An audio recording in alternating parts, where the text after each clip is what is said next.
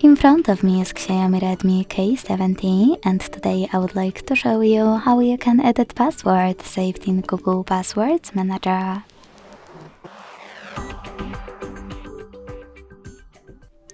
First of all, go into Settings and scroll all the way down. Then select Google. Now tap on Autofill, Autofill with Google, and Google Password Manager.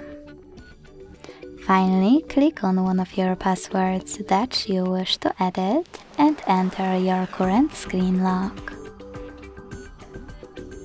Then click on Edit button and change wherever you want to.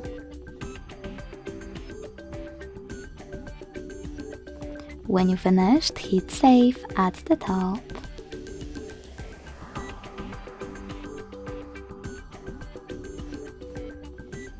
As you can see, after that, my password has changed. Thanks so much for watching. If you enjoyed this video, don't forget to leave a like, comment and subscribe. Bye!